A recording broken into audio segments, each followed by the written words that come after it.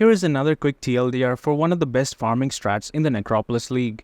In this video you're seeing in the background is not the kind of reward you're expecting from the strat, but it's the cherry on top if you are the one person that gets lucky while running this strat.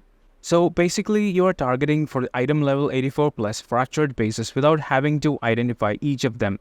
This was with the help of Tomre Islay, Cloak of Tom R. Islay, which identifies magic items when they drop. And by forcing fractured bases to drop identified, your loot filter can show you which ones are worth picking up. And some of these bases sell for several divines, especially at this point of the league. These include items with tier 1 spell suppression, gem levels, movement speed, chaos resistance, damage mods, and many more.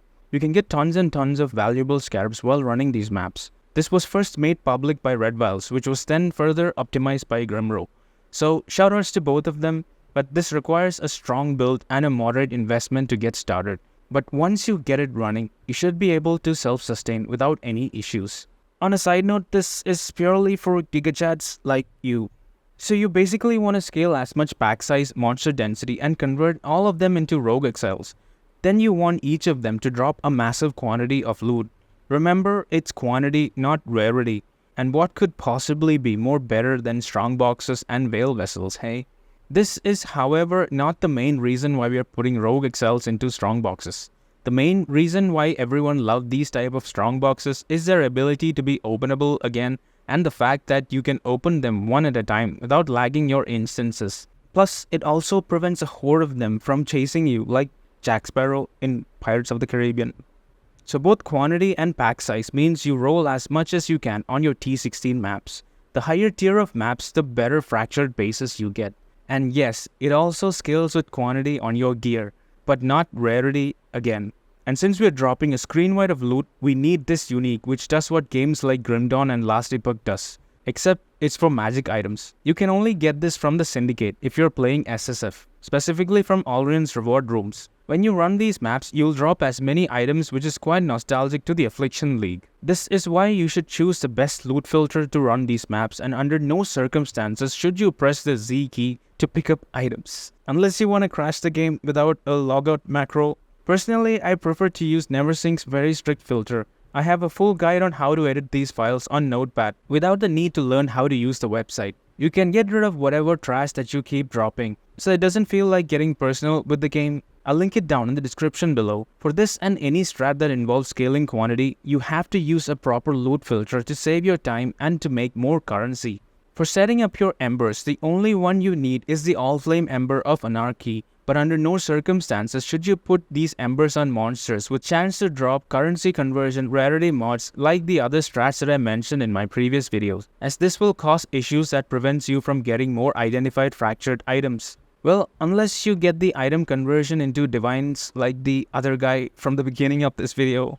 So throw the Anarchy Embers on the top 2 to 3 along with the Quantity Devoted mod, and you can leave the rest. You can use the following scarabs for these map runs, the most important one being Horn Scarab of Awakening. This allows you to select one imbued crafting from the map device. Here we want to apply Imbued Anarchy, which is 3 additional Rogue Exiles, and Rogue Exiles have 20% chance to drop fractured items. The next important scarab is the Ambush Scarab of Containment, which basically puts all the monsters from your map into these strong boxes. These rare and corrupted strong boxes even increase the quantity of their loot. To further maximize, Ambush Scarabs of Hidden Compartment gives you 15% chance to be openable again. This even applies to Vile Vessels, which are found in Vile Temple maps. The Rogue Giant Scarabs don't work with strong boxes for some weird reason, so don't use that one. If you find Compartment to be expensive, just use 2 regular Ambush Scarabs to add 10 more strong boxes. Finally, Reliquary Scarab of Overlords is another optional one that you can use to top it all off. This gives you tons of unique items from the unique monsters, and based on statistics, you get tons of tier 1 uniques, and sometimes even tier 0 ones like Rakiara's Dance. This one is completely optional, or you can use any other scarab that scales off with quantity and pack size. You can't get fractured uniques anyway. Man, who would use that sort of stuff? So if you're gonna go big with the investment, you'll have to maximize the profit with the cost of difficulty. It is very important to note that rogue exiles inside strong boxes cannot be possessed by tormented spirits. So don't waste your points on torment.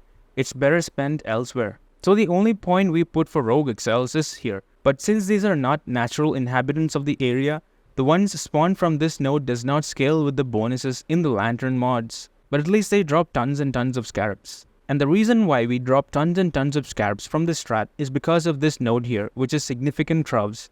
It gives unique monsters to have 200% increased chance to drop scarabs. Now, depending on PoE Ninja's market value statistics for scarabs, you should select that which is in demand. The ambush ones will always be expensive this league. Then you want to increase the effect of all mods you roll in your maps to furthermore improve the bonuses of drops.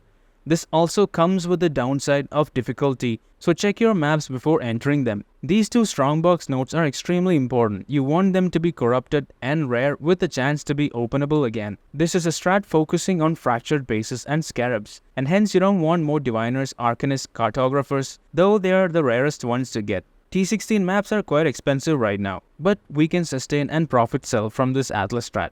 But you don't need Fortune Favors the Brave, we just want the points after this. And finally, we want as many devoted quality mods when we open up the map. We also want to make our encounters more difficult with higher tier haunted monsters for more rewards. Remember, we also have Eternal Torment and Amplified Artifacts, which makes rare monsters drop more embers and scarabs. These are synergistic with each other and with the strategy that we are using. So that's all there is to it. It's that simple and not much of a complicated stuff once you get a hang of it. So if you enjoyed this video, consider throwing a like and subbing to the channel. And thank you for watching. Ensure